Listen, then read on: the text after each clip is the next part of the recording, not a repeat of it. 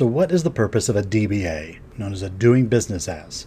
My name is 𝙃𝙀𝙍𝙀𝙊𝙒. I'm a business law and estate planning attorney with offices in Edina, Minnesota and New York City. And today we're going to look at a pretty common business filing, whether you're a sole proprietorship or another type of business.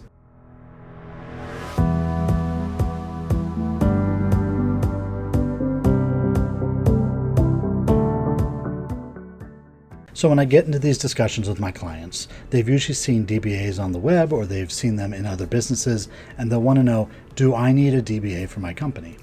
And the question is, if we're going to change the name of the company from your registered company to like a trade name or something else more descriptive of your product, we need to do a DBA. The reason is consumer protection laws. So the public needs to know who properly owns these businesses, who are behind these brands. So you don't always have to use your personal name in the name of your company or the name of your brands, but the public needs to know who is behind the brands, and that's why you register your DBA. So when we look at the DBA, we have a variety of reasons that I've run into over the years that my clients can use them. First of all, it can lend a little more credibility with your consumers.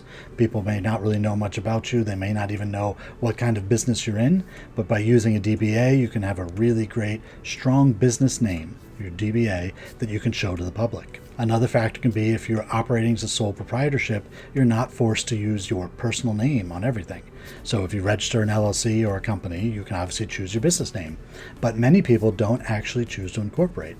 They operate as a sole proprietorship, running a business in their name, but they don't want their name all over everything. So instead, they want a good business name, and we can use a DBA to assign that. You can create a more memorable or identifiable name for your business. So if we're not going to use Steve Smith, we can create a great name, Smith Surfboards, or the best surfboards in the world, or whatever you want it to be. But using a DBA allows you to choose different business names, especially where you're not registering a business name to get started. You also need to know that your bank may require a sole proprietorship to register a DBA. They may want to make sure that they're lending money to a company that's going to survive and has the proper marketing behind it, and they may want you to do a DBA. I've also seen where you're going to launch a new product, and in launching the new product, it has nothing to do with your business name or nothing to do with your sole proprietorship and your personal name. So we want to use the DBA to get some better marketing out there into the universe. And finally, if you have a specific internet URL you're using, a website for your business, maybe landing pages for a certain product, the DBA can allow you to have a more cohesive marketing tied into your internet websites and your landing pages by using a DBA for the proper name. Now you have to remember, however, that a DBA is not a trademark.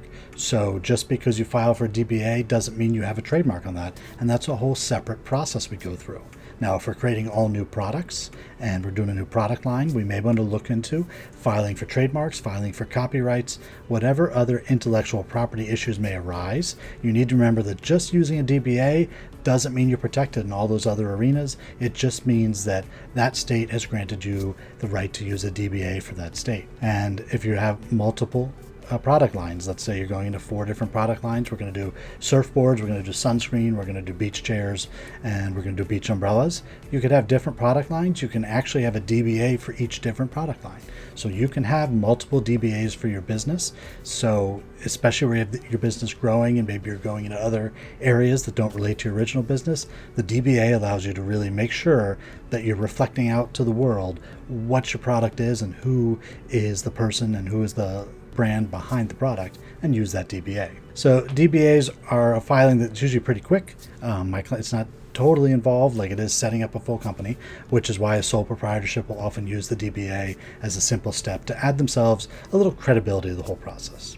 But if you're not sure if that DBA is right for you or your business, or you have more questions about setting up a business, you can go to my website, 𝙃𝙀𝙍𝙀𝙊𝙒. On the front page, there's a red legal strategy session button. If you click that, you'll be taken to my scheduling page where we can find a convenient time to hop on a 15 or 20-minute phone call where we can talk about DBAs, setting up your company, or any other business law questions you may have. If you like this video, I'd appreciate it if you hit the like or the thumbs up button below. You can subscribe on the channel, and I hope to see you on our next video.